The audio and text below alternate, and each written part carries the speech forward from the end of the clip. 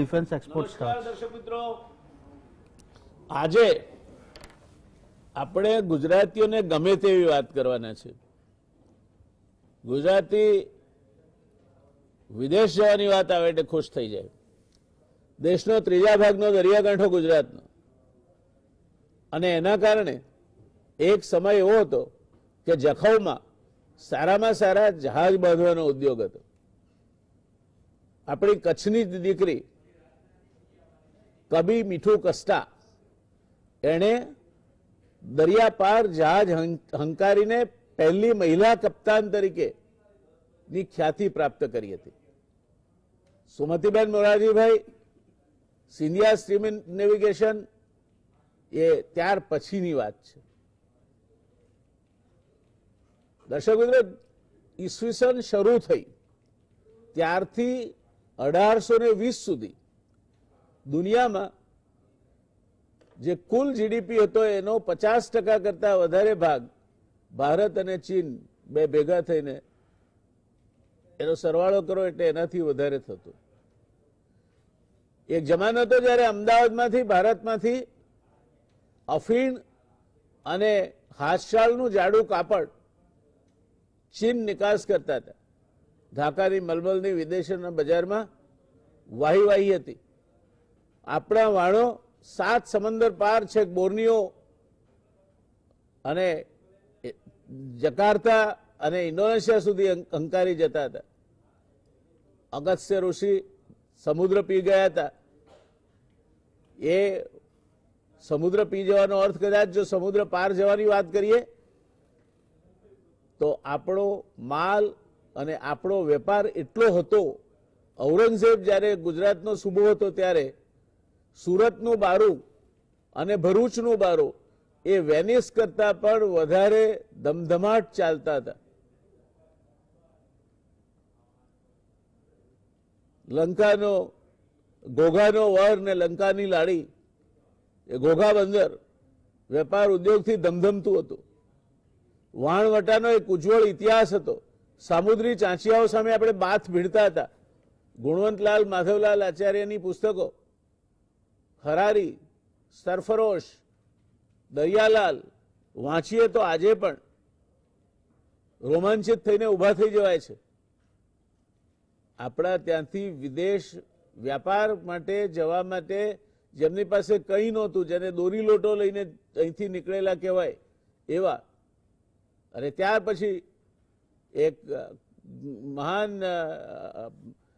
ધનપતિ તરીકે જાણીતા થયેલા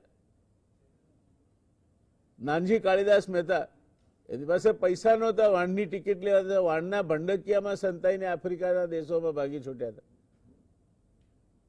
આ આપણો ઇતિહાસ છે. 1820 સુધી આ બધું ચાલ્યું, અને આપણો વિદેશ વેપાર એટલો ધમધમતો હતો કે એણે ડચ, બ્રિટિશ અને પોર્ચુગીઝ નાગરિકોને અથવા દેશોને ભારત શોધવા માટે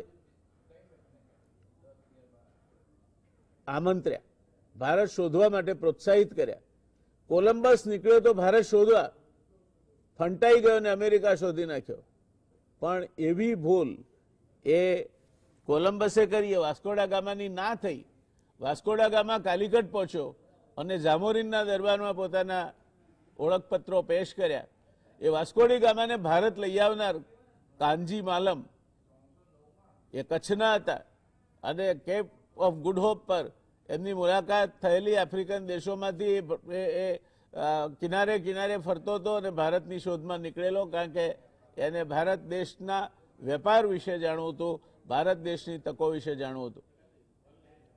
એ જ રીતે બ્રિટિશરોની પહેલી કોઠી એ સુરત પાસે નખાઈ. વેપારની શરૂઆત ગુજરાતથી થઈ, કારણ કે એ વખતે પણ ગુજરાત એ હિન્ટરલેન્ડ, જેને આખો રાજસ્થાન, મધ્યપ્રદેશ એ વિસ્તાર કહી શકાય, ત્યાંથી આવતા માલની નિકાસ ભરૂચ અને સુરતથી થતી હતી.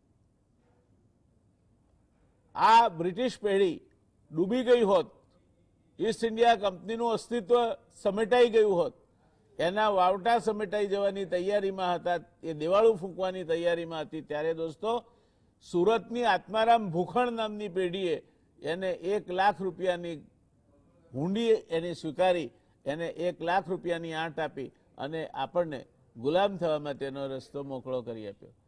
ભારતના વિદેશ વ્યાપારનો ઇતિહાસ તો અત્યંત ઉજ્જવળ છે. ભારતના નાવિકોના સાહસની વાતો અત્યંત રોમાંચક છે. દરિયાઈ ચાંચિયાઓ સામે ઝપાઝપી કરીને 7 સમંદર ખેડતા ભારતના સાહસિકો અને એ વહાણવટું કરનાર જેમના જહાજો જખૌમાં અને આજુબાજુ બનતા હતા, એ બધું આજે ભૂતકાળ છે. આજે ભારત ક્યાં ઊભું છે એની આપણે ચર્ચા કરવી છે.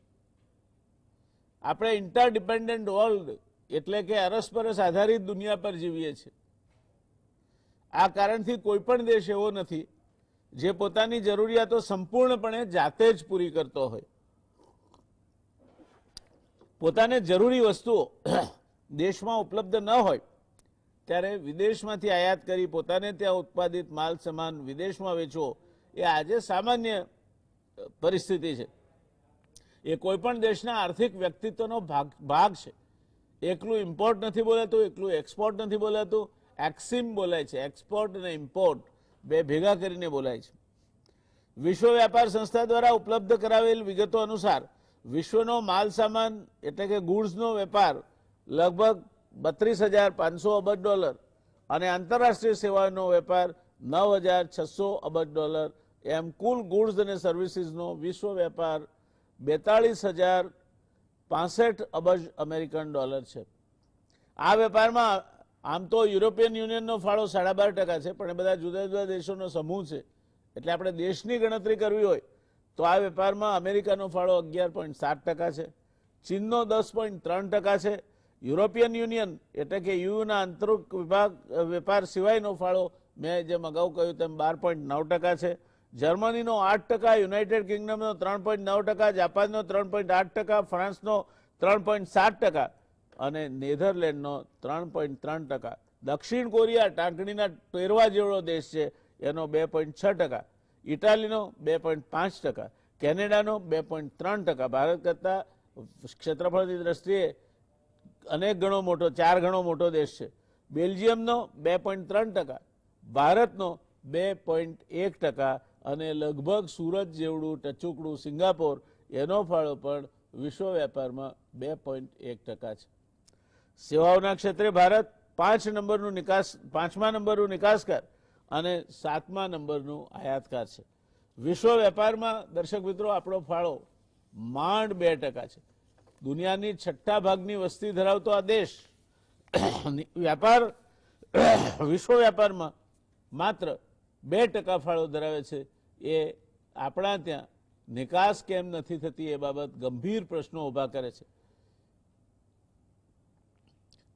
કદાચ આ માટેનું એક તાત્કાલિક કારણ જો તપાસ કરીએ તો ઘર આંગણાનું મોટું અને વૈવિધ્યપૂર્ણ બજાર ગણી શકાય. અહીંયા 50 રૂપિયાના ખમીસ માટેનો પણ ગ્રાહક છે, 50,000 રૂપિયાનું શર્ટ પણ વેચાય છે. વ્યક્તિદીઠ પ્રમાણમાં ઓછી ખરીદ શક્તિ ધરાવતો પણ સંખ્યાની દ્રષ્ટિએ અનેક દેશોની કુલ વસ્તી કરતાં વધારે bottom of the pyramid market ભારતીય ઉત્પાદનોને મોટું બળ પૂરું પાડે છે.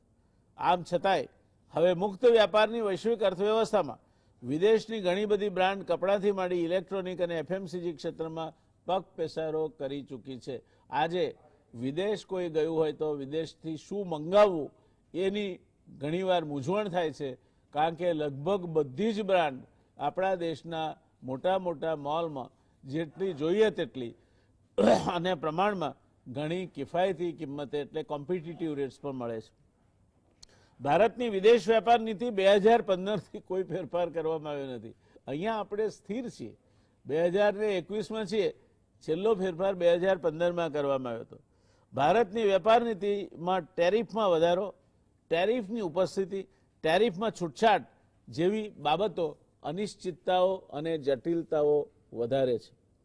સીઆઈઆઈના જણાવ્યા મુજબ અને આજે સદનસીબે ગુજરાત સીઆઈઆઈના આજે જ ઓન ફ્રેશ ચેરમેન આજે જ જેમણે પોતાના હોદ્દાનો કાર્યભાર સંભાળ્યો છે એવા ભાઈ વિનોદભાઈ અગ્રવાલ આપણી સાથે જોડાયા છે. ત્યારે સીઆઈઆઈના જણાવ્યા મુજબ જાન્યુઆરી 2021માં દેશની નિકાસ ગત વર્ષની નિકાસ કરતાં વધી છે જો કે હજુ પણ ભારતીય નિકાસ પ્રી કોવિડ સ્તર કરતાં નીચે છે. 2020-21માં એપ્રિલથી જાન્યુઆરી સુધીની આપણી નિકાસ 396.60 અબજ ડોલર હતી, જે આગલા વર્ષના એ જ ગાળા કરતાં 10.63%નો ઘટાડો દર્શાવે છે. આ જ સમયગાળા દરમિયાન કુલ આયાત 398.47 અબજ અમેરિકન ડોલર જેટલી હતી, જે અગાઉના આ જ સમયગાળા સામે 22.80%નો ઘટાડો દર્શાવે છે. એટલે નિકાસ જેટલી ઘટી છે એના કરતાં વધારે દરે આયાત ઘટી છે. એનું મૂળ કારણ જે આર્થિક મંદીના દોરમાં અહીંયા ફેક્ટરીઓ ચાલવાની બંધ થઈ અને ઔદ્યોગિક અર્થવ્યવસ્થાના પૈડા થંભી ગયા તે ગણી શકાય. જે કોમોડિટી ગ્રુપમાં આયાતમાં નકારાત્મક ઘટાડો થયો એમાં પેટ્રોલિયમ અને ક્રૂડ પેદાશોમાં -27.72%, કારણ કે ટ્રકો બકો બધું થંભી ગયું હતું. ટ્રાન્સપોર્ટ ઇક્વિપમેન્ટમાં -25.26%, ફર્ટિલાઇઝર્સમાં -11.17%, મિનરલ ઓરમાં -4.57%, ઇલેક્ટ્રિકલ અને નોન ઇલેક્ટ્રિકલ મશીનરીમાં -1.37%નો ઘટાડો નોંધાવા પામ્યો છે. આમ આયાતમાં મોટો ઘટાડો પેટ્રોલિયમ અને ટ્રાન્સપોર્ટ ઇન્વેસ્ટમેન્ટમાં થયો છે, જેનું કારણ કોવિડની પરિસ્થિતિમાં અતિ મંદ રહેલી ઉત્પાદન વ્યવસ્થા એટલે કે ચક્કાજામ ઉત્પાદન વ્યવસ્થાને આપી શકાય. મૂળ પ્રશ્ન એ છે કે ભારત આટલી વૈવિધ્યપૂર્ણ ક્ષમતા ધરાવતો દેશ હોવા છતાં વિશ્વ વ્યાપારમાં એનો ફાળો માત્ર 2% છે, જ્યારે ચીનનો ફાળો 10.3% અને અમેરિકાનો ફાળો 11.7% છે. ભારતની વાત કરીએ તો આપણે જરૂરી 80% ક્રૂડ ઓઇલ, 22% કોલસો, 50% કરતાં વધુ ખાદ્ય તેલ, ખૂબ મોટા પ્રમાણમાં active pharmaceutical ingredients, auto parts, electronic goods, nuclear power station માટેના બોઇલર્સ વગેરે આપણે આયાત કરીએ છીએ. ભારત દુનિયામાં યુદ્ધ સરંજામ અને શસ્ત્રોનું સૌથી મોટું આયાતકાર છે. આની સામે આપણે કપાસ, ડિઓઇલ કેક, ખાંડ, ઇસબગોલ અને ક્યારેક ડુંગળી પણ નિકાસ કરી રહીએ છીએ. ફાર્માસ્યુટિકલ ઉત્પાદનમાં ભારત વોલ્યુમ એટલે કે કદની દ્રષ્ટિએ વિશ્વનું 3જા નંબરનું, પણ વેલ્યુ એટલે કે કિંમતની દ્રષ્ટિએ વિશ્વનું 13મા નંબરનું ઉત્પાદનકાર છે. અમેરિકામાં ભારતની જેનરિક દવાઓનો બજાર ભાગ 40% અને બ્રિટનમાં 25% છે. આફ્રિકાના દેશોમાં TB, HIV, AIDS, anti malarial જેવી દવાઓ ખૂબ સસ્તા ભાવે ભારત પૂરી પાડે છે. રસીના ઉત્પાદનમાં ભારત એક અગ્રણી દેશ છે. ડાઇઝ અને કેમિકલ્સની પણ આપણે સારી એવી નિકાસ કરીએ છીએ અને દુનિયાના બજારમાં ભારત અને એમાંય ખાસ કરીને ગુજરાતની કંપનીઓ જે રૂખ પકડે તે રૂખ દુનિયાના બજારમાં પણ જોવા મળે છે. આમ છતાંય વિશ્વ વ્યાપારમાં ભારતનો ફાળો માંડ 2% છે. આવું કેમ? એ ચર્ચા કરવા માટે આજે એક એવી નિષ્ણાત પેનલ આપણે નિમંત્રી છે, જેમાં શ્રીમાન દિનેશજી વોરા આર્થિક અને રાજકીય સમીક્ષક હૈ, ઇન્ડિયન રેવન્યુ સર્વિસમાં કામગીરી કરી ચૂક્યા છે. ગવર્મેન્ટ ટ્રેનિંગ ઇન્સ્ટિટ્યૂટ અને મેનેજમેન્ટ ઇન્સ્ટિટ્યૂટમાં 25 વર્ષથી વધુનો ફેકલ્ટી તરીકેનો અનુભવ ધરાવે છે અને તેમાં પણ એક્સપોર્ટ ઇમ્પોર્ટ વિશે પોસ્ટ ગ્રેજ્યુએટ મેનેજમેન્ટ અને બીજા કોર્સિસમાં ભણાવે છે પણ ખરા અને લેક્ચર પણ આપે છે. 18 જેટલા પુસ્તકો દિનેશજી 5 ભાષામાં લખી ચૂક્યા છે. એવા જ બીજા વિદ્વાન પેનલિસ્ટ આપણી સાથે છે નયનભાઈ પરેખ. અમદાવાદ IIMમાંથી એમણે અભ્યાસ કર્યો, પોસ્ટ ગ્રેજ્યુએટ PGDBAનો એમણે ડિગ્રી મેળવી, રાધર એને ડિપ્લોમા કહે છે, ડિપ્લોમા મેળવ્યો, જેને MBA સમકક્ષ ગણવામાં આવે છે. 25 વર્ષથી વધુનો મેનેજમેન્ટ સેક્ટરનો અનુભવ નયનભાઈને છે. ફાઇનાન્શિયલ એક્સપર્ટ છે. 3 થી 4 મુખ્યમંત્રીઓના સલાહકાર રહી ચૂક્યા છે. આ મુખ્યમંત્રીઓને સલાહ આપી કેટલું કપરું કામ છે, પણ નયનભાઈની વ્યક્તિત્વ જેવું છે કે મુખ્યમંત્રી પણ એમની સલાહ ચૂપચાપ પેલા ડાયા નિશાળિયાની માફક સાંભળી લે. એટલે નયનભાઈના મોહક વ્યક્તિત્વના કારણે આ શક્ય બન્યું છે. એ પછી જ્ઞાન આવ્યું છે એવું મારું માનવું છે. આ મારું અંગત ઓબ્ઝર્વેશન છે. એ બાબતમાં કોઈએ એને નયનભાઈનો મત છે તેમ માનવું નહીં. श्रीमान विनोद जी अग्रवाल, पहले तो हम इनको अभिनंदन करेंगे. आज विनोद भाई है CII confederation of Indian industries गुजरातना अध्यक्ष श्री तरीकेनो कार्यभार संभाळ्यो छे. विनोद भाई, आपनो आगामी टर्म अत्यंत यशस्वी અને ફળદાયી બની રહે એવી મારી અને આપણા બધા જ પેનલિસ્ટ મિત્રો વતી આપને શુભેચ્છા પાઠવીએ છીએ અને હવે આપ ચેરમેન બન્યા છો તો અમે પણ આપને થોડું વધારે હેરાન करता રહીશું यानी खातरी આપીએ છીએ। शुरुआत करिए दिनेश जी, आज काफी दिनों के बाद आए हैं। दिनेश जी के लिए मैं कहना चाहूंगा कि पति पत्नी दोनों कोविड से के दौर से गुजरे हैं। बहुत हिम्मत जुटाकर दोनों ने अच्छी सी सारवार भी ली, घर आए और अब फिट होकर वो हमारे सामने पेश हो रहे हैं। दिनेश जी, स्वागत है आपका और अपेक्षा रखते हैं, आशा रखते हैं कि आप पुनः स्वास्थ्य प्राप्त कर चुके हैं, मगर इससे भी अच्छा स्वास्थ्य आपका बना रहे और लंबे अरसे तक आप हमारे साथ जुड़े रहे, यही ईश्वर से हमारी प्रार्थना है। साथ में अब प्रश्न आपको ये है कि आप ये विषय से जुड़े हैं, तो ये भारत की तूती क्यों नहीं बचती है? विश्व व्यापार में सिर्फ 2% जिसकी पॉपुलेशन जो है वो 1/6 है, 16% की पॉपुलेशन वाला देश एक जमाने में जिसकी विश्व व्यापार में तूती बजती थी, आज हुआ क्या है? क्यों हम विश्व व्यापार में कहीं भी अपना पैर नहीं जमा सकते हैं? क्या तकलीफ है?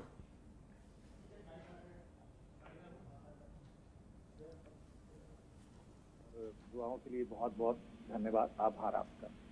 बहुत दिनों बाद आपके सामने आया हूं तो ईश्वर का आशीर्वाद है, आपका आशीर्वाद है। प्रश्न आपका बहुत वाजिब है कि भारत इतनी बड़ी आबादी और इतना स्किल सेट लेने के बावजूद भी दुनिया में इतना पिछड़ा क्यों है। जहां तक ट्रेड की बात है, फॉरेन ट्रेड से काफी नजदीक का ताल्लुक रहा है।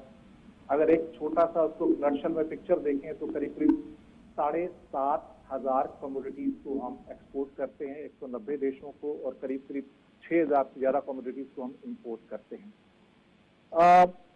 हमने एक पैराडाइम शिफ्ट लाने की कोशिश की थी, क्योंकि हमारे जितने भी एक्सपोर्ट्स हैं वो ट्रेडिशनल एक्सपोर्ट्स हैं, चाहे वो गारमेंट के हों या फिर पेट्रोलियम उसके अंदर एक आ जाता है, जेमस्टोन्स हैं, या बीच में थोड़ी बहुत मशीनरी, ऑर्गेनिक केमिकल्स वगैरह है, इसमें सीरियस आयरन वगैरह भी है, मिनरल्स वगैरह भी हैं।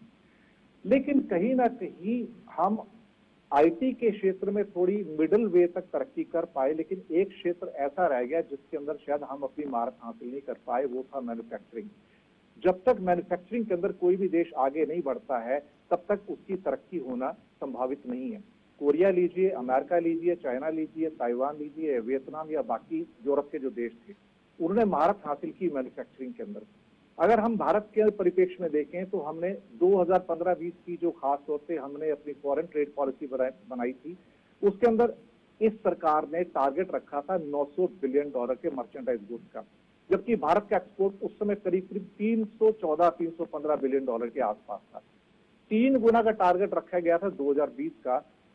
इंसिडेंटली एक ऐसी घटनाक्रम घटी देश के अंदर कि ये 314-15 बिलियन डॉलर आज भी उतरे हैं, बल्कि इस साल तो कोरोना की वजह से और कम हो गया।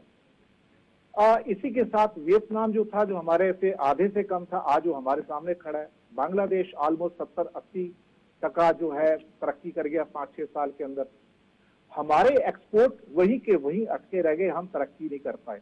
हम शायद एक चीज को नहीं पहचान पाए, दुनिया बदल रही थी, दुनिया के ट्रेंड बदल रहे थे, दुनिया के अंदर परचेजिंग के जो एक सेटअप है वो चेंज हो रहे थे। हम शायद ट्रेडिशनल सेटअप में रह गए और वहां भी बांग्लादेश और वियतनाम के हाथों मार खा गए। अगर मैं कहूं कि इसे न्यू एज एक्सपोर्ट्स जिसे कहते हैं, जहां पे हमने मार खाई और जहां हमने कोशिश नहीं की, वो थी आपकी इलेक्ट्रॉनिक्स, इलेक्ट्रिकल, और एक और बहुत महत्वपूर्ण एरिया जिसमें सिर्फ ताइवान, कोरिया और अमेरिका की और थोड़ी बहुत जापान की समझ है, वो है सेमीकंडक्टर, जिसकी कमी आज पूरी दुनिया के अंदर हो रही है और भारत भी उससे जूझ रहा है, और इवन चाइना उसको ढंग से नहीं बना पा रहा है, बहुत छोटे वे में बनाता है। इसके अलावा हम मोबाइल और लैपटॉप भी नहीं बना पाए, असेंबल भी नहीं कर पाए, अब थोड़े बहुत हो रहे हैं। एक और बात, सॉफ्टवेयर में कुछ ऊपर आए, लेकिन ये दुनिया मास्टर सॉफ्टवेयर की है, हम मास्टर सॉफ्टवेयर तक नहीं पहुंच पाए, हम ऑपरेटिंग सिस्टम तक नहीं पहुंच पाए, हम एंड्रॉयड या एप्पल नहीं बना पाए, हम एक गूगल या विंडोज नहीं क्रिएट कर पाए, हम एमएस वर्ड या कैड या एडोबे क्रिएट नहीं कर पाए। कहीं ना कहीं ये न्यू एज के जो चीजें थी, हम उसके अंदर पीछे रह गए। दूसरी, कैपिटल गुड्स जो हमारा मेजर इंपोर्ट है, हर किस्म का कैपिटल गुड्स इंडिया में आता है, चाइना से आता है, बाकी कंट्री से आता है, हैवी मशीनरी आती है। आज जितनी मशीनरी आप देखेंगे, टनल मेकिंग हो, रोड मेकिंग हो, रेल मेकिंग हो, चाइना से और बाकी देशों से आती है। हम आईटी में प्रोग्रेस को कन्वर्ट नहीं कर पाए, हम मैन्युफैक्चरिंग के अंदर जाके अपने हाथ रख नहीं पाएगी ताकि हम इनोवेट करें।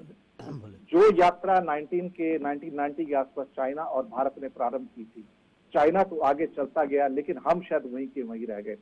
चाइना ने एक बिगेस्ट वैल्यू चेन दुनिया के अंदर बनाई और साउथ ईस्ट एशिया के अंदर उसका प्रभुत्व था, आरसेप भी उसने साइन किया, लेकिन हम उस वैल्यू चेन के अंदर नहीं आ पाए। इसीलिए शायद चाइना बिगेस्ट असेंबलर बन गया इस वैल्यू चेन के अंदर और हम बात को देखते रह गए। जो वो 30 साल पहले से कर रहा था उसके लिए आज हमारी आंखें खुल रही हैं। उसके अलावा वियतनाम ने बाजी मार ली पिछले 6, 7, 8 सालों के अंदर और हर वो चीज जो भारत नहीं कर पाया इलेक्ट्रिकल और इलेक्ट्रॉनिक्स के अंदर, उसके अंदर वो आगे चला गया। भारत फ्री ट्रेड एग्रीमेंट की बात करता रह गया अमेरिका और यूरोपियन यूनियन के साथ। वियतनाम दुनिया का पहला ऐसा देश बन गया जिसने फ्री ट्रेड एग्रीमेंट किया यूरोपियन यूनियन के साथ बिंदास होकर एकदम से। कमाल की बात है। यही छोड़िए, इवन गारमेंट जो कि हमारा ट्रेडिशनल एक्सपोर्ट है, इसके अंदर हमारी काफी मोनोपोली थी, वहां भी मार खाई हमने बांग्लादेश से। अब 2 साल पहले की बात बताता हूं, 2 बजट पहले कुछ मेगा फैक्ट्रीज की बात हुई थी टेक्सटाइल की, वो आज तक अधूरी रह गई। अब कहते हैं 7 नए टेक्सटाइल पार्क आएंगे, इस बजट के अंदर दिखाया गया। यानी कि वही चीज दोबारा से दोहराई जा रही है लेकिन जमीन पर कहीं नजर नहीं आती है। अब इन चीजों को ध्यान में रखते हुए अगर हमने नए एज के अंदर एंटर नहीं किया, नए एज के एक्सपोर्ट के लिए ट्राई नहीं किया, तो आने वाले दिन शायद भारत के लिए बहुत कठिन हो जाएंगे। हमें कहीं ना कहीं वियतनाम से, बांग्लादेश से, ताइवान से, कोरिया से जो कंपटीशन मिल रहे हैं, हम उसको कट नहीं कर पाएंगे। एक एग्जांपल देता हूं।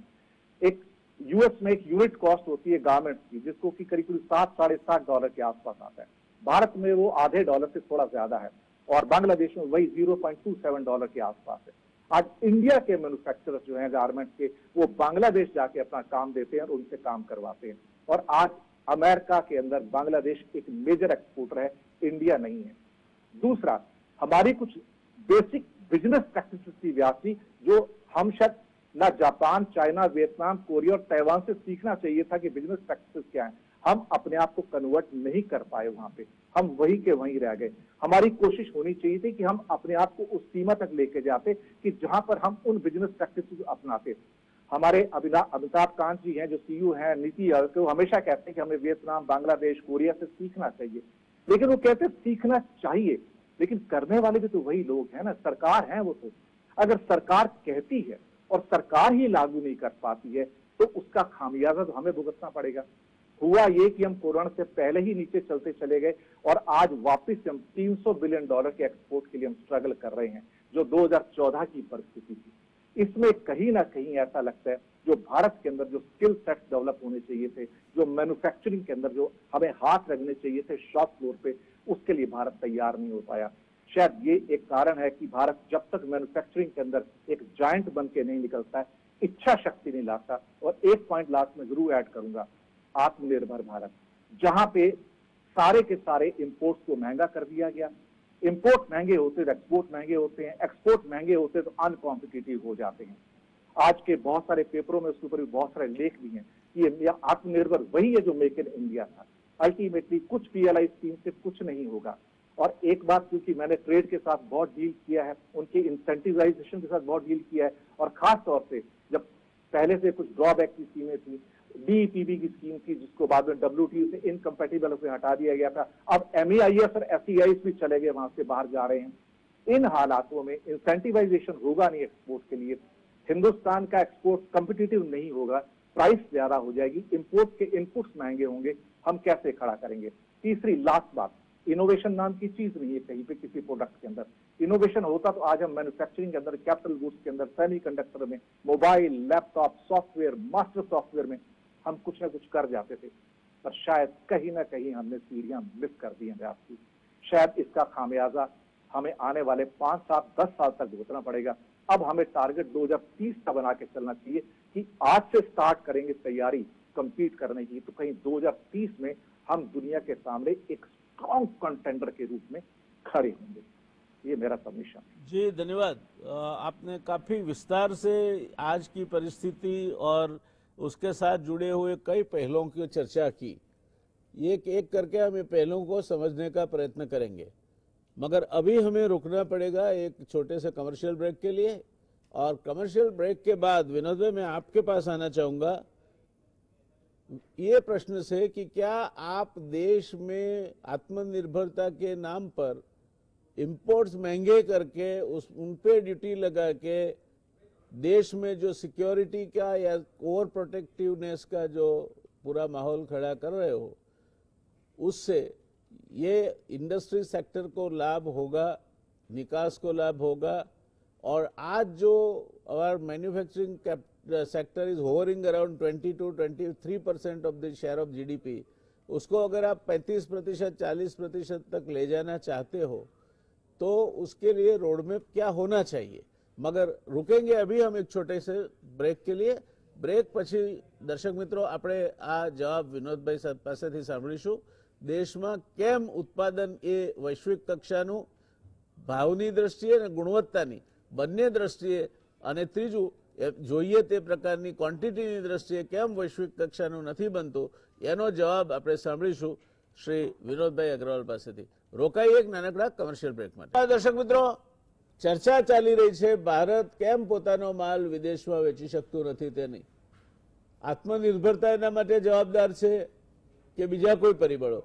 આપણે સવાલ પૂછી લીધો છે, જવાબ સાંભળીશું દિનેશભાઈ વિનોદભાઈ પાસેથી આના કારણો સાથે। થેન્ક યુ વ્યાસ સાહેબ, તમારી શુભેચ્છાઓ માટે। અને આજે અમારે સવારે એન્યુઅલ ડે થયું હતું અને જેમ અમે લોકોએ નક્કી કર્યું છે કે આ વર્ષે we will play like a T20, અમે લોકો સરકાર સાથે મળીને, બીજા એસોસિએશન સાથે મળીને ગુજરાતી ઇન્ડસ્ટ્રીઝને કેવી રીતે આગળ વધારવું, એ લોકોના જે પ્રશ્નો છે એમને કેવી રીતે સરકાર સામે લઈ જવું, એના સિવાય અમારા મેમ્બર્સને કેવી રીતે વધારે સ્કિલ ડેવલપમેન્ટ આપવી એ વિશે અમે લોકો આ વર્ષે કામ કરીશું। અને જ્યારે પણ તમે બોલાવશો 100% ચોક્કસપણે અમે લોકો આવીશું। Thank you. હવે આપણે વાત કરીએ એક્સપોર્ટ ઇમ્પોર્ટની। તો જેમ દિનેશભાઈએ કીધું કે લાસ્ટ 5 વર્ષથી our goods exports has been stagnant, એ વાત સાચી છે। હું આ વસ્તુને થોડુંક ડિફરન્ટ રીતે પ્રેઝન્ટ કરવા માંગીશ। Let's divide the total export into 3 sectors: core sector, sunrise sector અને સર્વિસ સેક્ટર। કોર સેક્ટર છે જેમ કે આપણા ટ્રેડિશનલ મેન્યુફેક્ચરિંગ સેક્ટર છે, ટેક્સટાઇલ છે, કેમિકલ્સ છે, ફૂડ પ્રોસેસિંગ પ્રોડક્ટ્સ છે, ગાર્મેન્ટ્સ છે, જે આપણે વર્ષોથી મેન્યુફેક્ચરિંગ કરીએ છીએ અને એક્સપોર્ટ કરીએ છીએ।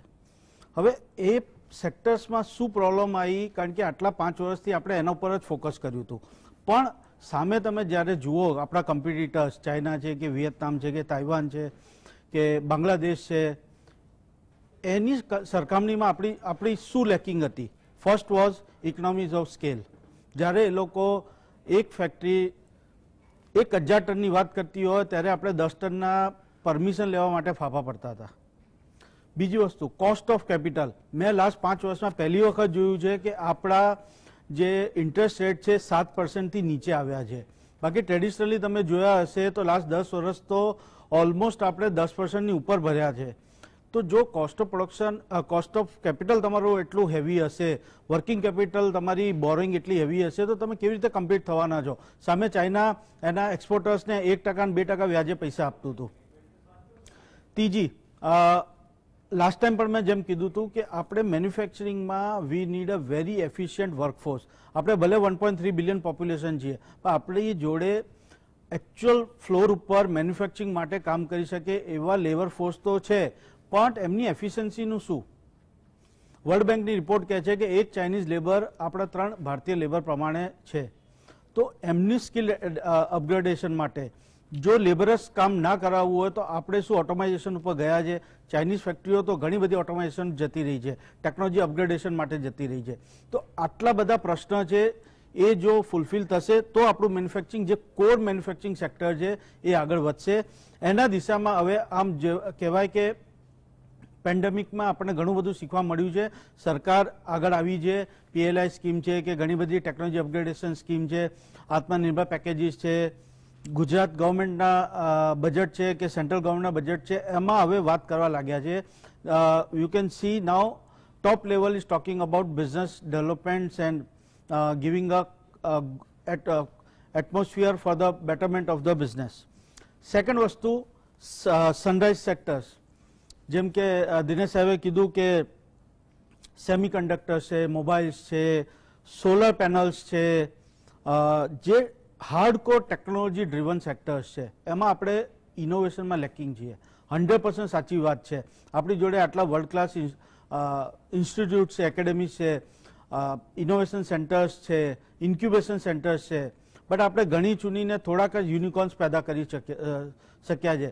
જે હાર્ડકોર ઇનોવેશન ઇન મેન્યુફેક્ચરિંગમાં થવું જોઈએ એ થયું નથી, પણ એ દિશામાં પણ આપણે આગળ વધીને કામ કરવું પડશે. એ જ સનરાઈઝ સેક્ટરમાં હું વાત કરું તો એક બહુ જ ઇમ્પોર્ટન્ટ વસ્તુ છે ડિફેન્સ એક્સપોર્ટ્સની, જે આ સરકારને આપણે ધન્યવાદ આપવો જોઈએ માનનીય વડાપ્રધાનને કે એમને એ વિઝન આપીને કે ડિફેન્સ સેક્ટરમાં આપણે એક્સપોર્ટ્સ કરવું છે. ઇન્ડિયા જે ઇમ્પોર્ટ કરે છે તો વાત સાચી, પણ આપણે ઇન્ડિજિનિયસ આપણા ડિફેન્સ પ્રોડક્ટ જે આપણે બનાવી શકીએ એ બનાવીને એક્સપોર્ટ કરવું જોઈએ. એનું ક્લાસિક એક્ઝામ્પલ છે બ્રહ્મોસ, જે આપણે રશિયન ગવર્મેન્ટ સાથે પીપીપી મોડલ પર કામ કર્યું છે and we are now ready to export to different countries. આજે જ આપણે સવારે જ મેં વાંચ્યું કે ફિલિપિન્સ જોડે પણ 100 મિલિયનની લાઇન ઓફ ક્રેડિટ આપીને આપણે એમાંથી બ્રહ્મોસને એક્સપોર્ટ કરીશું. સો ઇટ્સ નોટ દેટ કે આપણે એકદમ ઝીરો જતા રહ્યા છે, પ્રયાસ ચાલુ થઈ ગયા છે. જેમ કીધું કે 2030નું ટાર્ગેટ લઈને આજથી ચાલુ કરીશું તો આપણે પહોંચીશું અને મને ખાતરી છે કે આપણે ચોક્કસ પહોંચીશું. ત્રીજી પોઈન્ટ છે સર્વિસ સેક્ટરમાં. સર્વિસ સેક્ટરનું આપણું ભલે આપણે આઈક્યુ લેવલ આપણા ઇન્ડિયન્સના ઘણા હાયર છે as compare to other people, but still only IT and ITES were popular in India, જે આપણે એક્સપોર્ટ કર્યા છે આટલા વર્ષોમાં. બટ એની સામે સિંગાપુરનું 2.2 છે. કેમ? Because they are very strong in financial exports, financial services exports. એના એ દિશામાં પણ સરકારે આગળ વધી છે. એ મોડલને એક પાયલટ પ્રોજેક્ટ ટાઈપ એક બહુ જ વિઝનરી પ્રોજેક્ટ ગિફ્ટ સિટી મૂક્યું છે, જેમાં આપણે ફાઇનાન્શિયલ સેક્ટર સર્વિસીસનું એક્સપોર્ટ્સ વધારવા માટેનું પ્રયાસ કરવામાં આવ્યું છે.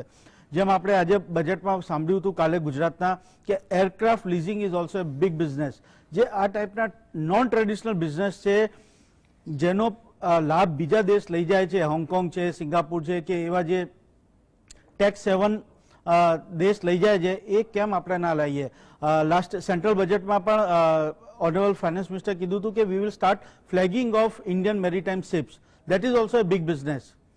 તો આ બધા જે ન્યૂ એજ સર્વિસ સેક્ટર્સ છે એના ઉપર પણ થોડું ફોકસ કરીશું. તો હું ચોક્કસ માનું છું કે આપણે જે સ્ટેગ્નન્ટ એક્સપોર્ટ થઈ ગયું છે એને વધારીને અને સ્લોલી આઈ થિંક 2 વર્ષ, 5 વર્ષ, 10 વર્ષનું વિઝન લઈને આગળ વધીશું તો આપણું જે ગ્લોબલ સપ્લાય ચેનમાં not only core sector, hardcore manufacturing products, sunrise sector અને સર્વિસ સેક્ટર એમ ત્રણે ભેગા થઈને કમ્બાઈન આગળ વધીશું તો જે 2.1%નું આપણું શેર છે એ ડેફિનેટલી આપણે 5% સુધી પહોંચી જઈશું.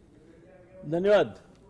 નયનભાઈ, આ 5નો આંકડો આપણને બહુ મગજમાં બેસી ગયો છે. આપણે $5 ટ્રિલિયન ઇકોનોમીએ જવું છે, 5 વર્ષમાં જવું છે, 5% વિદેશ વેપારમાં આપણે હિસ્સો મેળવવો છે. તો આ 5નો આંકડો બધે કઈ રીતે આવ્યો છે અને આપ એની સાથે કેટલા અંશે સંમત છો?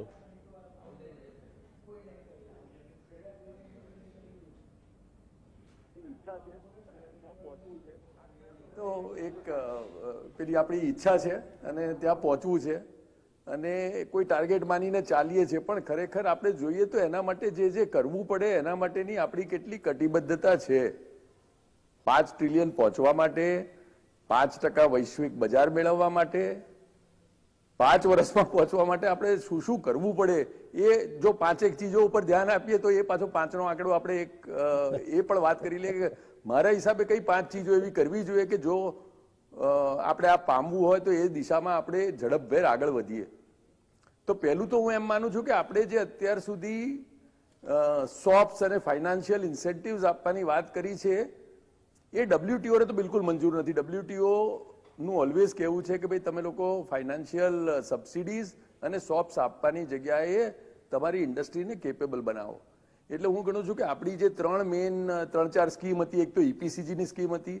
હવે EPCGની સ્કીમ આપણી જુઓ તો એટલા માટે સક્સેસફુલ નહોતી કે આપણે લોકો ત્યાં ડ્યુટી ફ્રી રીતે કેપિટલ ગુડ્સ ઇમ્પોર્ટ કરતા અને પછી એમાંથી એક્સપોર્ટ ના કરી શકે તો એની પેનલ્ટી ભરી દેતા. એટલે શું પેનલ્ટી ભરી દેવા પછી પણ ઇમ્પોર્ટ ડ્યુટી આપ્યા વિના કેપિટલ ગુડ્સ ઇમ્પોર્ટ કરવો આપણા માટે વધારે બેનિફિશિયલ હતો એક્સપોર્ટ કરવાની જગ્યાએ. એટલે જેની એક્સપોર્ટ કરવાની ઈચ્છા ના હોય અથવા કેપેસિટી ના હોય એ લોકો પણ ઇમ્પોર્ટ ડ્યુટી ભર્યા વિના કેપિટલ ગુડ્સ ઇમ્પોર્ટ કરે અને પછી ડ્યુટી ભરી દે અને પેનલ્ટી ભરી દે અને પછી એક્સપોર્ટ ના થાય તો વાંધો નહીં. એટલે ઈપીસીજીની સ્કીમ ઓલમોસ્ટ આપણી નોન ડિલિવરી વાળી થઈ ગઈ. બીજી આપણે જે MEISની સ્કીમ કરી કે જેમાં ક્રેડિટ સ્ક્રિપ્ટ્સ મળતી હતી પેલી ડ્યુટી અને ટેક્સીસ માટે એક્સપોર્ટની સામે, એ જે છે એ WTO બહુ લાંબો સમય આપણને એન્કરેજ નહીં કરે, એટલે આપણે એની જગ્યાએ બીજી કોઈ સ્કીમ લાવવી પડશે.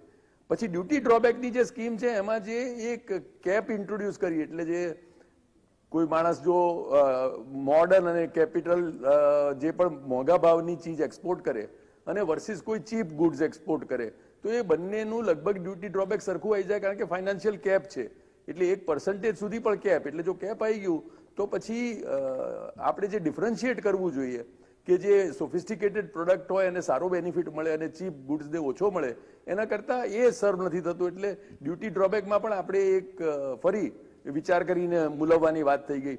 TIESની સ્કીમ એક આપણી જે થોડી સારી રહી એ કે એમાં જે ફંડિંગ અવેલેબલ છે ફોર ઇન્ફ્રાસ્ટ્રક્ચર ફોર એક્સપોર્ટ, એ આપણે ખરેખર વધારે 17 થી 20 સુધીની સ્કીમ હતી જે આપણે હવે આગળ પેલું કરવાની વાત કરીએ છીએ એક્સટેન્ડ કરવાની, એ એક સ્કીમ આપણી બરાબર છે અને એ ખરેખર WTOની જોડે પણ આપણી સ્કીમ કદમથી કદમ મિલાવે છે કે આપણે ઇન્ફ્રાસ્ટ્રક્ચર ઉપર જોર આપીએ છીએ.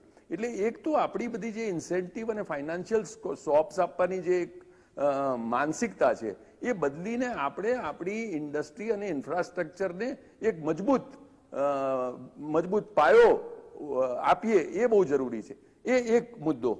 બીજો છે એ આજે ઇન્ફ્રાસ્ટ્રક્ચર ડેવલપમેન્ટમાંથી આવે છે કે આપણે ખરેખર આપણા એક્સપોર્ટ વાળા ભાઈઓને જોઈએ છે શું, તો એમને જોઈએ છે કોલ્ડ સ્ટોરેજ, એમને જોઈએ છે વેરહાઉસીસ, એમને જોઈએ છે પોર્ટ જે એફિશિયન્ટ હોય, એમને જોઈએ છે ટેસ્ટિંગ લેબોરેટરીઝ, એમને જોઈએ છે સર્ટિફિકેશનની વ્યવસ્થા. આ આપો તો એમના બધી અડચણો રિમૂવ થઈ જાય છે. અને ઉપરાંત જો રેડ ટેપ હોય તો એની જગ્યાએ રેડ કાર્પેટ આપો. બહારના ઇન્ડસ્ટ્રીયલ ઇન્વેસ્ટમેન્ટને જો આપણે એન્કરેજ કરીએ છીએ તો આપણે જે એક્સપોર્ટ કરતા ભાઈઓ છે એના માટે એક એનેબલિંગ પ્રોવિઝન કેવી રીતે કરીએ, એમનું કહેવું છે કે અમુક અડચણો દૂર થઈ જાય તો અમે અમારી મળે ઘણું કામ કરી લઈશું. એટલે ઇન્ફ્રાસ્ટ્રક્ચર ડેવલપમેન્ટ ઉપર, એક્સપોર્ટ રિલેટેડ ઇન્ફ્રાસ્ટ્રક્ચર ડેવલપમેન્ટ ઉપર, ખાસ કરીને કોલ્ડ સ્ટોરેજ વગેરે ઉપર આપણે ખરેખર કામ કરવાની જરૂર છે. એનાથી એક મોટું કામ થશે. ઉપરાંત મારા હિસાબે ત્રીજી ચીજ આપણે ટેકનોલોજી અપગ્રેડેશન કરવાની જરૂર છે. આપણી જે જૂની ટેકનોલોજી છે, જે બાપ દાદાના ટાઈમથી ચાલ્યા આવતી ટેકનોલોજી છે, જેમ વોરાજીએ કહ્યું કે ભાઈ આવી ટેકનોલોજી હશે તો કેવી રીતે ચાલશે. આપણે લોકો કેપિટલ ગુડ્સમાં અને જે મોડર્ન ટેકનોલોજી અમેરિકા અને જર્મની પાસેથી મેળવવામાં તો ચૂક થઈ ગયા, પણ હવે એટલીસ્ટ આપણે જો ટેકનોલોજી અપગ્રેડેશન નહીં કરીએ, જો આપણે ઇનોવેશન એન્કરેજ નહીં કરીએ, જો IIT જેવી આપણી સંસ્થાઓ જે છે એને ઉદ્યોગો જોડે સાંકળી અને એક એવી વ્યવસ્થા ના ઊભી કરીએ કે જેમાં આપણે ત્યાં કેમ પેટન્ટ્સ આટલી બધી રજીસ્ટર ચાઇનામાં થાય, અમેરિકામાં થાય ને આપણે ત્યાં ના થાય, કારણ કે આપણે નોલેજ અને આપણી સ્કિલ્સ અપગ્રેડ કરવાની જે ઈચ્છા શક્તિ છે એ ગુમાવી ચૂક્યા છીએ. આ ઉપરાંત મારા હિસાબે ઈ-કોમર્સ અને MSME ને હેન્ડ હોલ્ડિંગની બહુ જ જરૂર છે. આપણા MSMEનું એક્સપોર્ટ જે છે એ લગભગ 65% એક્સપોર્ટ વચેટિયાઓ દ્વારા થાય છે, એટલે મર્ચન્ટ એક્સપોર્ટ દ્વારા થાય છે. એટલે જે લોકો ખરેખર બનાવતા નથી એ લોકો એક્સપોર્ટ કરે છે, કારણ કે જે બનાવે છે એ લોકો એક્સપોર્ટ કરી શકતા નથી. એ લોકોને ખબર નથી પરદેશના બજારો કેવા છે, એ લોકોને જ્ઞાન નથી કે પરદેશના લોઝ કેવા છે, એ લોકોને ઇન્ટેલેક્ચ્યુઅલ પ્રોપર્ટી રાઇટ બાબતમાં ખબર નથી, એ લોકોને પરદેશમાં એક કેવો લેન્ડસ્કેપ છે અને ત્યાં એક્સપોર્ટ કરીશું તો શું સુવિધા અને શું આફતો આવશે એ અંગેનું કોઈ જ્ઞાન નથી. એ અંગેના જે જ્ઞાન આપણે MSME સેક્ટરમાં આપવાના છે, આપણા 35,000 યુનિટ MSMEના જ એક્સપોર્ટ કરે છે, બાકીના લોકોને કોઈની કોઈ સંસ્થાઓનો અથવા તો મર્ચન્ટ્સનો લાભ મળે અને મર્ચન્ટ્સનો સહારો લેવો પડે છે એક્સપોર્ટ કરવા માટે. એટલે એ લોકો જે ડાયરેક્ટ એક્સપોર્ટ કરે ને ખાસ કરીને ઈ-કોમર્સમાં આપણે કરવાની જરૂર છે. મને લાગે છે કે આજે 1 એપ્રિલથી આપણી નવી જે પોલિસી આવે છે એમાં કદાચ ઈ-કોમર્સને લગતું એક આખું ચેપ્ટર ઉમેરાય, કારણ કે જેફ બેસોઝે કહ્યું છે કે હું 2025 સુધીમાં મેક ઇન ઇન્ડિયાના $10 બિલિયન મારા પ્લેટફોર્મ થકી એક્સપોર્ટ કરવા માંગુ છું.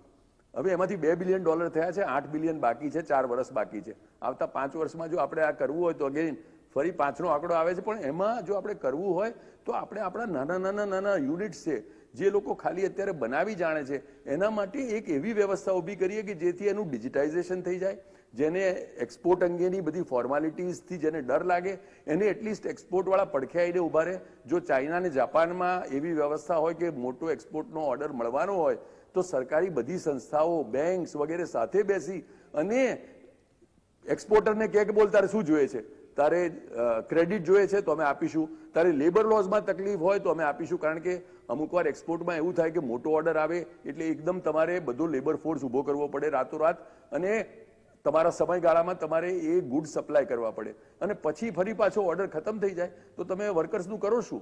આપણે ત્યાં જો લેબર લોઝ આપણે ફ્લેક્સિબલ નહીં રાખીએ આપણા યુનિટ્સ માટે કે જે એક્સપોર્ટ ઓરિએન્ટેડ છે, તો આપણે એક્સપોર્ટ કેવી રીતે કરી શકીશું? આપણે સડનલી આપણી કેપેસિટી કેવી રીતે બિલ્ડઅપ કરીશું? વર્લ્ડ માર્કેટમાં જો કોઈ મોટો ઓર્ડર મળવાની શક્યતા હશે તો એ કરવા માટે સરકારી બધી એજન્સીઝે અને આંતરપ્રેનોરે અને બેંકે અને ઇન્સ્યોરન્સે અને બધાએ ભેગા મળીને એક વ્યવસ્થા ઊભી કરવી પડશે. એ કેવી રીતે કરીશું? એ જો નહીં કરીએ તો આમાં કેવી રીતે પહોંચીશું? આ ઉપરાંત મને એકાદ લાગે છે કે આપણી બધી ઇન્ડિયન એમ્બસીઝ છે, આખા વિશ્વમાં આપણી એમ્બસીઝ પ્રથરાયેલી છે, અને એમનું એક કામ એ પણ છે કે ભારતના એક્સપોર્ટને એ દેશમાં જ્યાં એ લોકો છે ત્યાં આગળ એન્કરેજ કરવું. એ લોકોના ખરેખર તો જે પેલા આપણે CII અને પ્રાઇવેટ સેક્ટરમાં KPI બોલીએ છીએ કે આપણા કી પરફોર્મન્સ ઇન્ડિકેટર શું છે, એમ આપણા એમ્બસીના એક કી પરફોર્મન્સ ઇન્ડિકેટર એ પણ હોવા જોઈએ કે જ્યારે છેલ્લા 5 વર્ષમાં એ લોકોનું એક્સપોર્ટ, જે ઇન્ડિયાનું એક્સપોર્ટ એ દેશમાં કેટલું હતું અને એ કેટલું વધ્યું કે ઘટ્યું, એ જો સ્ટેગ્નન્ટ થયું હોય તો એ એમ્બસીની પણ સાથે જવાબદારી છે. એટલે એમ્બસીનું કામ છે કે ભારતના નાના મેન્યુફેક્ચરરને અને એ દેશમાં જે ડિમાન્ડ છે એને કોઈક રીતે સાંકળે, એને કોઈક રીતે મદદ કરે. ત્યાં જ્યારે પણ કોઈ પણ ગુડ્સની રિક્વાયરમેન્ટ હોય ત્યારે એને ઇન્ડિયન મેન્યુફેક્ચરર્સ જોડે એ લોકો જોડી અને એક એવી વ્યવસ્થા ઊભી કરે જેથી આપણા લોકો માટે, આપણા SMEs માટે એક ગોલ્ડન હાઈવે ઊભો થાય કે જેમાં ઇન્ડિયન એમ્બસી થકી એ લોકો એ દેશમાં અને એ દેશમાં જે પણ વ્યવસ્થા છે એનો લાભ લઈ અને ત્યાં એક્સપોર્ટ કરી શકે. આ બધા 5-6 સ્ટેપ્સ આપણે લઈશું તો મારા હિસાબે આપણે ખરેખર કંઈ કામ કરી શકીશું. અને એના માટે જે જે જરૂરી છે એમાં ખરેખર આપણે લોકોએ એક તો આપણી વિનિંગ મેન્ટાલિટી ફરી લાવવાની જરૂર છે કે હું કરી શકીશ, અને પછી એના માટે આ બધા જે પગલાં છે એ લઈશું આપણે તો આપણે એક્સપોર્ટની દિશામાં અને વૈશ્વિક બજારમાં જે પેલી આપ જૂના કહેતા હતા કે કચ્છના જહાજ અને સુરતનું સ્થાન જે છે એ ફરી પાછું આપણે મેળવી શકીશું. જી ધન્યવાદ નયનભાઈ, બહુ જ સાચી વાત કહી આપે. દર્શક મિત્રો, એક મારો વ્યક્તિગત અનુભવ એ આની સાથે મારે જોડવો જ તમને મજા આવશે. લગભગ 1977 થી 80 વચ્ચેનો ગાળો છે. એક દેશના એલચી અમદાવાદ પહોંચ્યા. મને તારીખ યાદ છે, 15મી ઓગસ્ટ હતી. મને ફોન કર્યો એમણે, મને કે I know it is your national holiday, but I want to meet you if you can spare some time. I said, Your Excellency, what is the business? Because I will rather like you to come through my government. Because સરકારમાં કઈ સરકાર મને કહેશે તો હું તમને મળીશ. પછી શું થયું ગમે તે, પણ સરકારમાંથી પણ મને કહેવામાં આવ્યું કે તમે એમની સાથે ચર્ચા કરો. તે એમ્બેસેડરે મને 2 કલાક સુધી મારી સાથે ચર્ચા કરી કે તમારા અમુક મોટા પ્રોજેક્ટ માટે જાપાનથી આ 2 કંપનીઓ બિડર છે, ટેકનોલોજી આપે છે, એના કરતાં અમારા દેશની આ કંપની આ પ્રોજેક્ટ માટે સારી ટેકનોલોજી આપી શકે એમ છે, તો એ તમે કેમ લેતા નથી? અને એ માટે મારે એ કંપનીના મેનેજિંગ ડિરેક્ટરને મળવું છે. તમે કહો તમે સીધા મળ્યા હોત તો નહીં, પણ તમે ગુજરાત સરકાર દ્વારા મળવું છે, કારણ કે અમારી પોલિટિકલ ચેનલમાં સીધા મળવાનો રિવાજ નથી હોતો. તો પેલા MDને મેં ફોન કર્યો. બીજા દિવસે 16મી તારીખે એમની મિટિંગ પણ થઈ, અને એટલા એગ્રેસિવલી તમે શું જોઈએ એમ પ્રશ્ન પૂછ્યા આપણે કે you any problem regarding funds we can provide it best of the technology. આટલા પ્રોજેક્ટ દુનિયામાં અમે કર્યા છે, we can provide, we are better than Japanese. આ દેશના એલચીમાં આટલી બધી ધગશ હોય પોતાના દેશની કંપનીનો માલ વેચવાની, તો એ દેશ પછી એક્સપોર્ટમાં આગળ આવે એમાં કોઈ જ શંકા નહીં. અને એ વાત નયનભાઈ આપે કહી તે સાવ સાચી છે. दिनेश जी, वापिस आपके पास समय की मर्यादा लक्ष्य में रहते हुए कुछ छोटी सी बातें आपसे पूछना चाहूँगा कि ये 2% हमारा विश्व व्यापार में जो शेयर है उसको 5% तक ले जाने में जो आज की प्रवर्तमान परिस्थितियां हैं और जो आपके नजर के सामने, उसको देखते हुए आप कितने साल का समय लगेगा? आपकी गेस क्या है, आपका तर्क क्या है?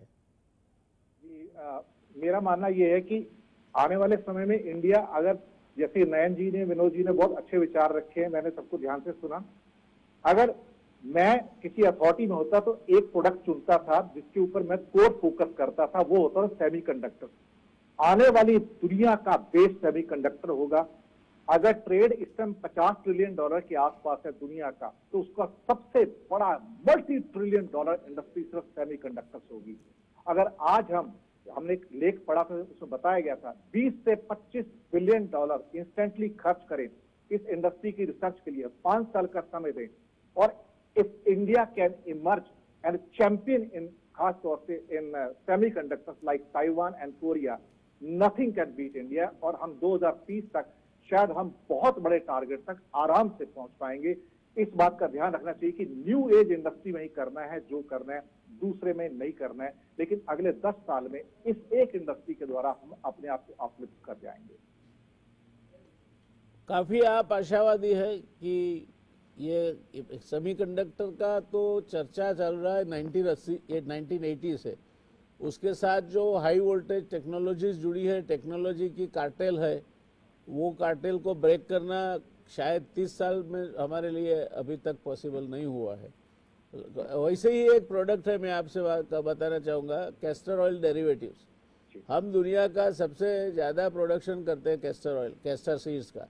वो कैस्टर सीड हम यहाँ अब थोड़े डेरिवेटिव्स बनाते हैं, सेबासिक एसिड, एंडिसाइनिक एसिड तक, मगर जो उसकी सही मायने में वैल्यू एडेड प्रोडक्ट्स है like aviation grease, bullet proof plastics वगैरह, हम नहीं बना पाते, क्योंकि कुछ ही कंपनियां हैं दुनिया में, 3 या 4, जिनके पास इनकी टेक्नोलॉजी काफ़ी है।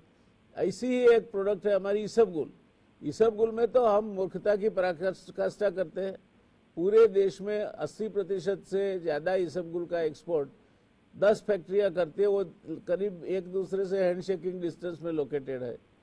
फिर भी एक जमाने में $3-3.5 प्रति किलो जाता था, आज 7 सेंट और 8 सेंट का भाव कोट कर रहे हैं। इतना कंपटीशन इन लोगों को पहले साल इंडिया था, अब प्रॉक्टर एंड गैम्बल ने करवा दिया है। तो ये कहीं ना कहीं, और ये भी टेक्नोलॉजी है, वो ईसबगुल से करीब 100 से ज़्यादा प्रोडक्ट करते हैं। अमेरिका में इसका बहुत बड़ा व्यापार है। हम टेक्नोलॉजी न ला सकते, न इतना बड़ा ट्रेड का कोई फायदा उठा सकते। ऐसे कई एरिया है, मैं समय बर्बाद नहीं करना चाहता, मगर टेक्नोलॉजी की प्राप्ति सबसे बड़ा प्रश्न है इसके रास्ते में। और एक बात सही है दर्शक मित्रों, एक बात साची है, चीने 2019 में 63,000 करता વધારે પેટન્ટ કરાવ્યા નવી શોધખોળના। અમેરિકાએ લગભગ 58,000ની આજુબાજુ પેટન્ટ કરાવ્યા। આપણે 3,000 થી નીચે પેટન્ટ કરાવ્યા છે। એટલે જો તમારી IIT જેવી સંસ્થા દુનિયાની યુનિવર્સિટીઓમાં 152મા નંબરે આવતી હોય અને હજુય તમે એ IITઓની સંખ્યા વધારવામાં પડ્યા હો, ગુણવત્તા વધારવાની તમને પડી ના હોય, centre of excellence in research and education, તમે જો શિક્ષણ અને સંશોધન બંનેમાં એક્સેલન્સ ઊભું કરવા માટેના મોટા પાયે રોકાણ નહીં કરો તો આ શક્ય નથી। નયનભાઈ, આપનો ઝડપથી અભિપ્રાય માંગીશ આ મુદ્દે કે hitech products, high value products આપણે નથી બનાવી શકતા, એને બનાવતી કરવી હોય તો શું લાગે છે આપને?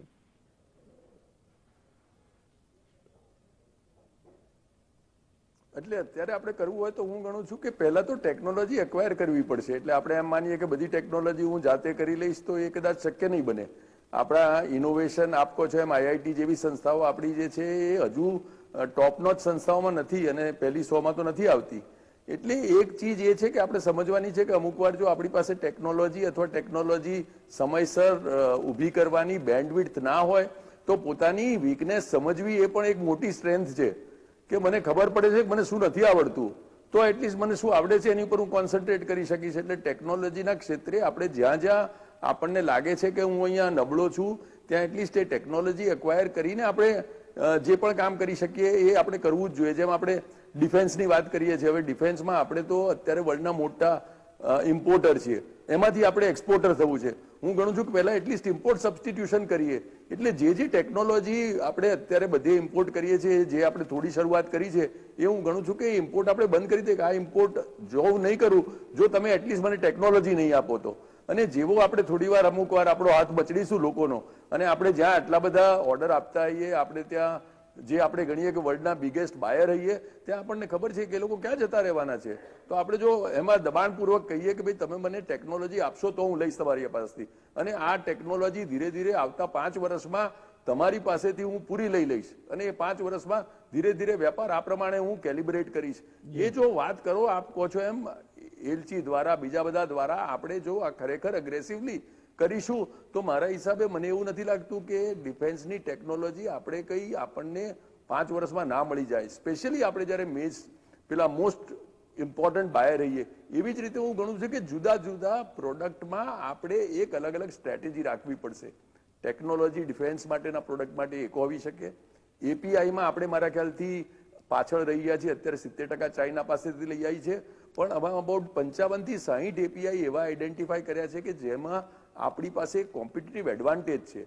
તો એમાં કેવી રીતે આપણે ફરી પાછા દાખલ થઈએ અને કેવી રીતે આવતા 5 વર્ષમાં નક્કી કરીએ કે આટલું ઇન્વેસ્ટમેન્ટ કરીશ તો આ 55 એપીઆઈમાં ચાઇનાઓ પાસેથી અત્યારે હું 70% લઉં છું, એમાંથી હું 35% પર આવી જઈશ, અને પછી એનાથી પણ ઘટાડી દઈશ અને એક્સપોર્ટ તરફ વળી જઈશ. એટલે હું ગણું છું કે આપણે દરેક બાબતમાં આપણી કોમ્પિટિટિવ સ્ટ્રેન્થ નક્કી કરી, એક સ્ટ્રેટેજી નક્કી કરીને એની ઉપર કામ કરીશું તો આવતા 5 વર્ષમાં ઘણા આગળ પહોંચી જઈશું. Thank you.